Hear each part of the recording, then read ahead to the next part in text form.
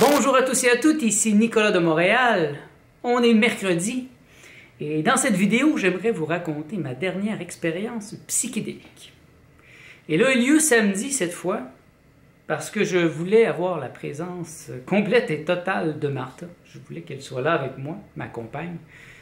Parce que depuis les dernières expériences, j'ai été effrayé. J'ai eu des peurs très fortes qui se sont présentées et je me sentais vraiment pas confortable de faire ça seul. Heureusement, ça lui a fait plaisir, elle était là. Donc, je prends une dose héroïque le matin et je bénis la maison, j'ai purifié la maison cette fois beaucoup. J'ai passé de la sauge, j'ai passé les petites cymbales tibétaines, j'ai béni chaque pièce. Et là, j'ai demandé la présence et l'aide et l'appui de tous les anges. Je les ai nommés un par un. Quand on parle de Gabriel, Métatron, je les ai tous invités à venir m'appuyer, m'aider. Après ça, j'ai fait la même chose avec tous les maîtres ascensionnés. On parle de Maitreya, Lady Nada, etc. Je les ai tous nommés, je les ai tous invités à venir ici pour être avec moi, pour m'aider. Je savais que ça allait être difficile, je le pressentais. Alors une fois que c'est fait, ben, je commence à méditer. Et là, rapidement, une tension monte en moi. Alors je dois me lever, bouger, détendre mes muscles.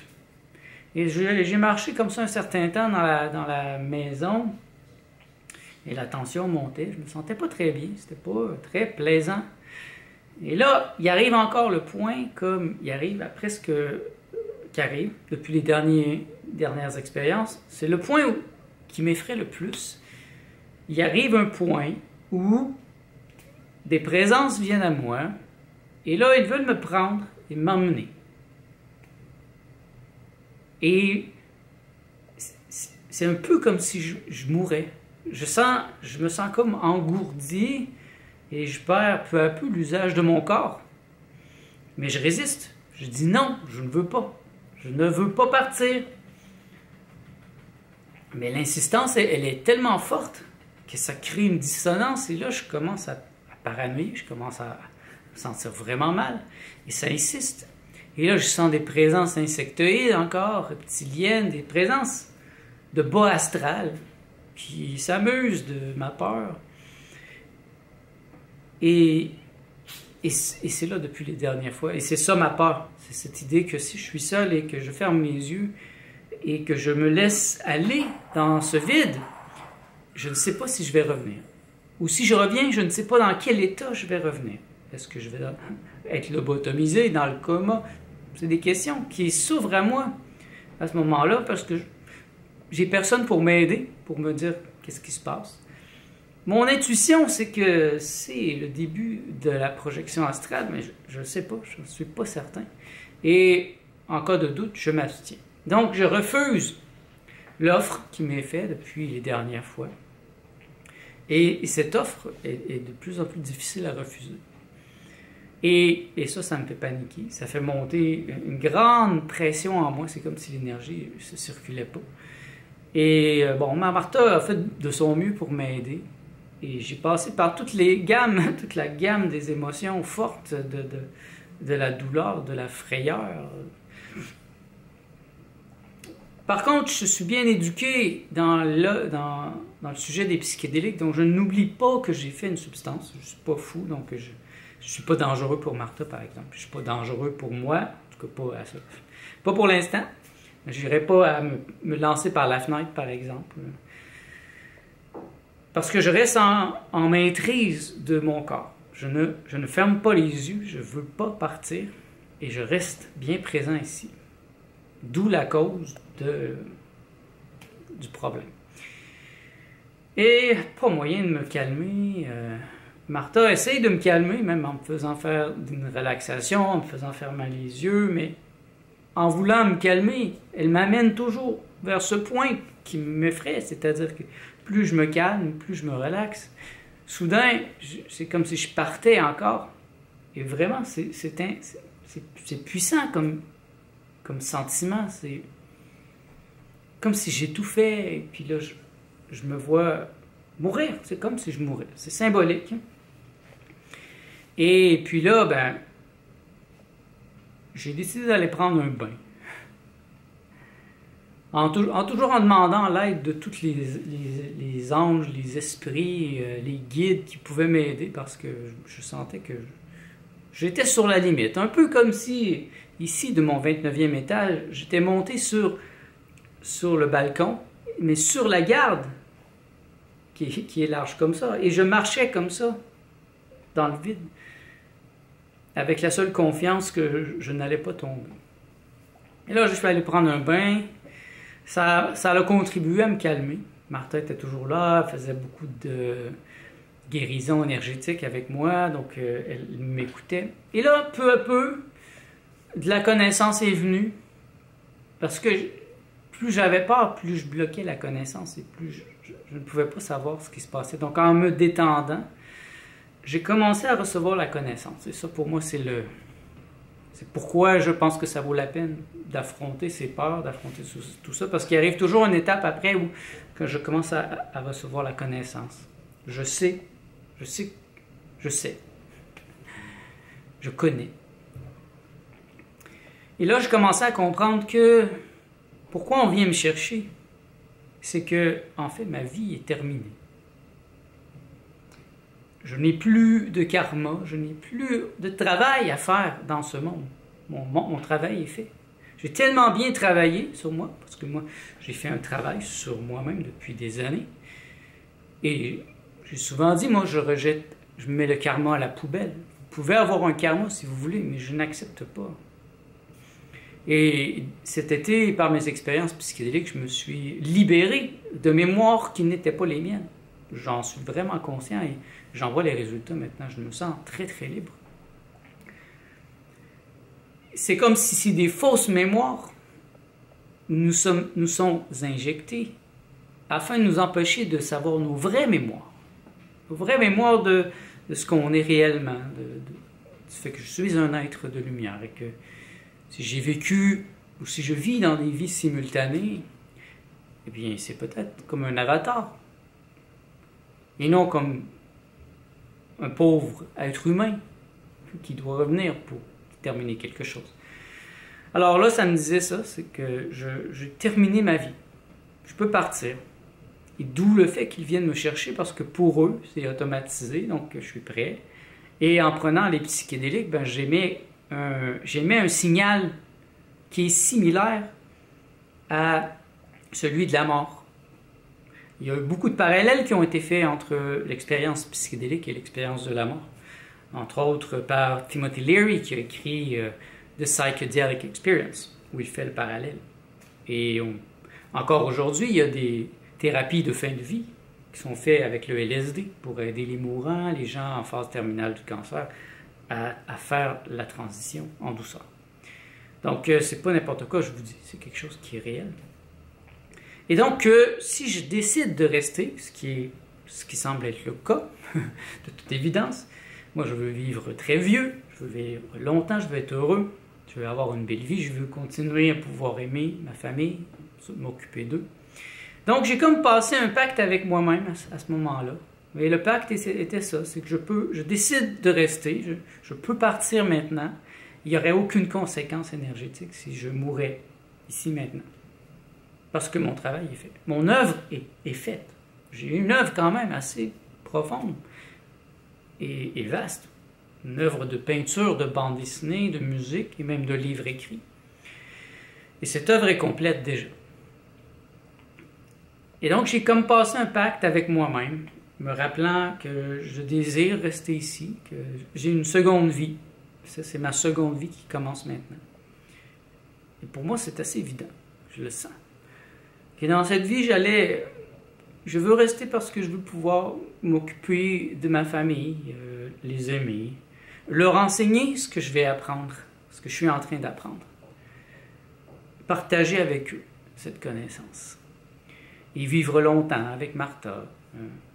Donc, c'est un soliloque que je me faisais pendant un certain temps. Martha m'écoutait.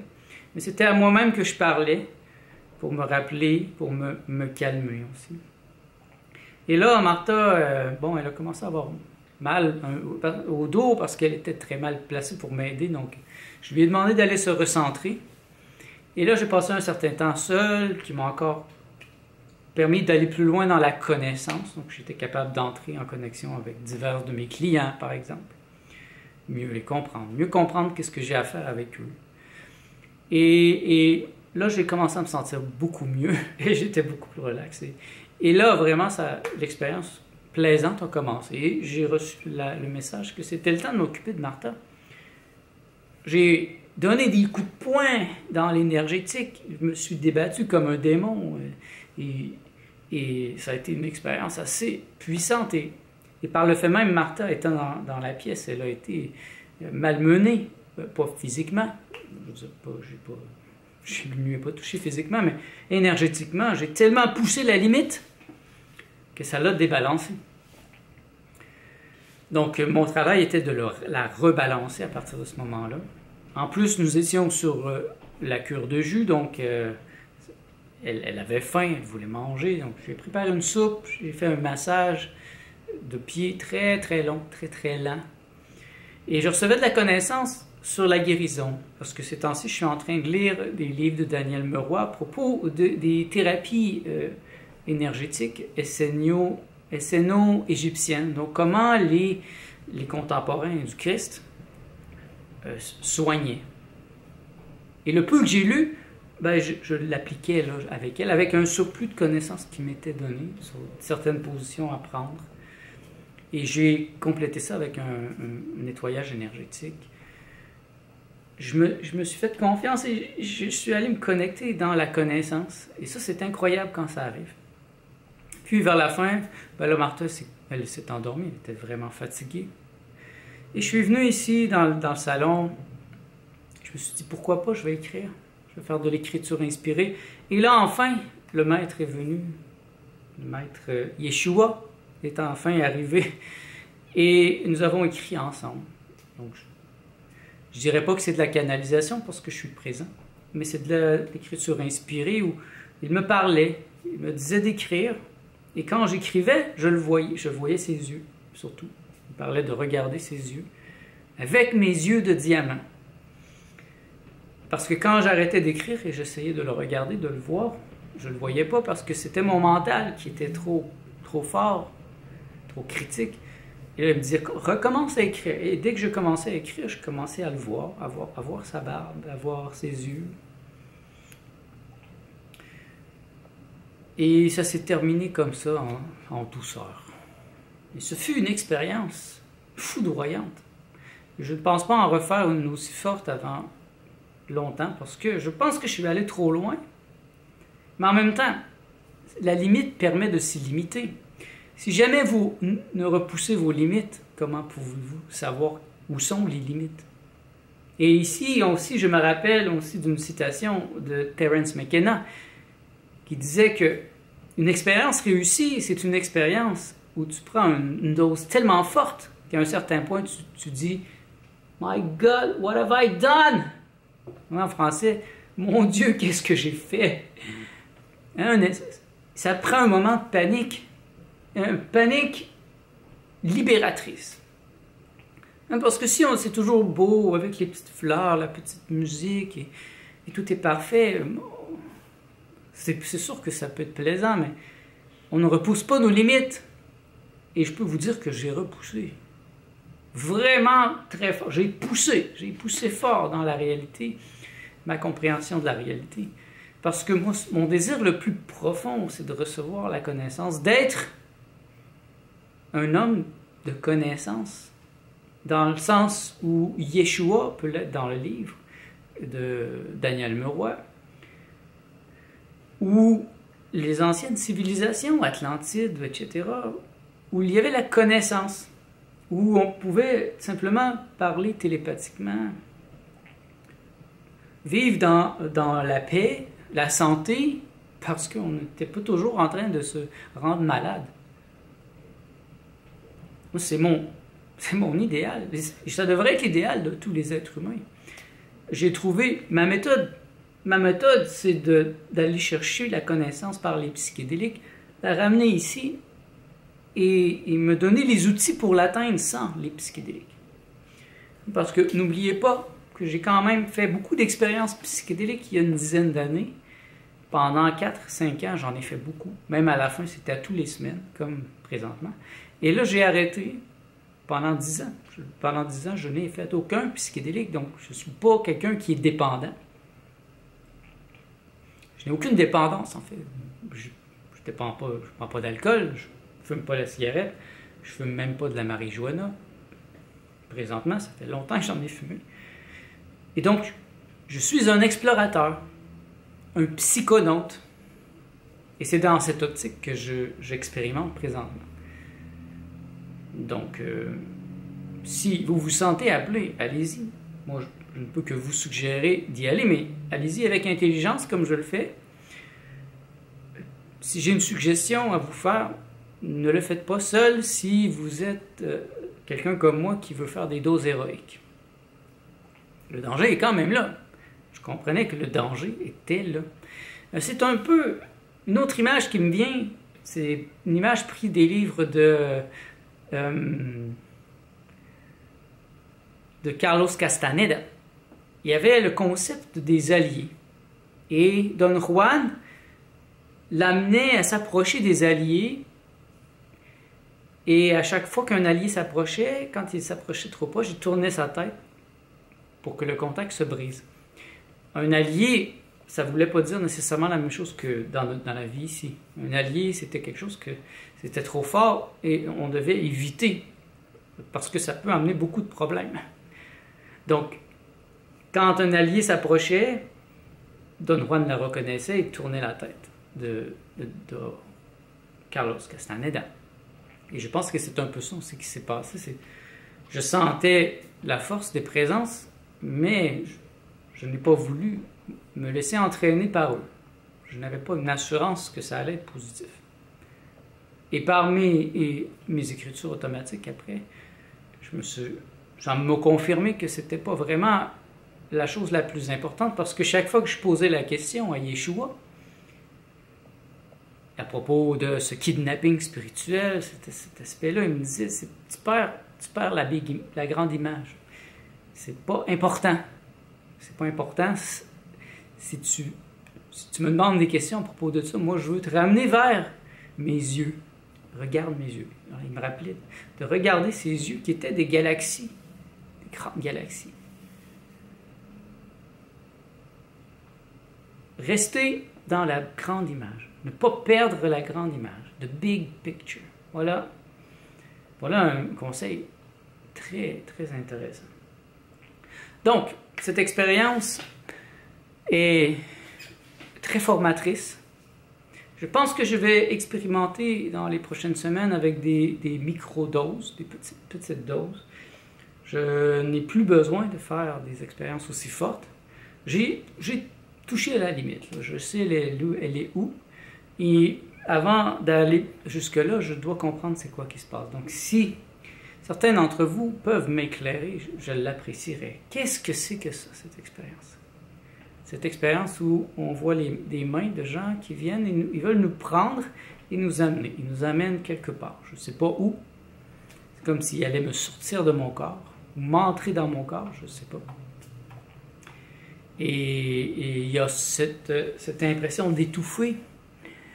Et comme si je mourais. C'est comme si j'étais en train de mourir d'étouffement. Et je sors de mon corps. Je n'ai pas encore compris totalement c'est quoi. Et je devrais suivre le conseil de Yeshua, de ne pas trop y penser non plus, mais tout de même, c'est là dans l'expérience. Donc, si certains d'entre vous savent c'est quoi, j'aimerais beaucoup avoir votre point de vue. Mais le plus beau dans tout ça, c'est cette expérience de comprendre que ma vie est terminée. Ma vie première est terminée. Je peux partir si je le désire. Je peux mourir. Mais je désire, je suis ici par volonté, par un choix conscient de rester, comme le bodhisattva, pour continuer à côtoyer les êtres humains. Continuer à grandir Je parle pas d'évolution ici. Moi, je n'évolue pas. Je suis évolué. Je suis rendu. Je n'ai plus besoin de penser à ce concept dégradant. Je n'évolue pas. Je grandis. Je développe. Je me développe. Mon désir le plus profond est d'avoir l'intelligence de pouvoir me faire une investiture éthique complète et intégrale. Donc, d'atteindre l'état du Christ dans cette vie. Et c'est ce que je me promets de faire dans les années qui vont suivre jusqu'à ma mort, jusqu'à mon départ de ce plan terrestre. Donc, tous ceux qui ont le même intérêt, vous trouverez en moi l'ami de votre essence, qui pourra parfois vous éclairer, parfois vous donner certaines suggestions pour arrêter de tourner en rond et arrêter d'évoluer, arrêter de cheminer. Il est temps de s'installer dans l'éveil, dans l'être, et d'arrêter de cheminer. Voilà, je suis le message. Je ne me considère pas comme un messager, mais je suis le message. Ce que je suis est le message. Et ça me fait plaisir de le partager avec vous, partager ce bonheur infini que je ressens et cette connaissance qui m'est transmise. Merci d'être à l'écoute. On se revoit dans le prochain vlog.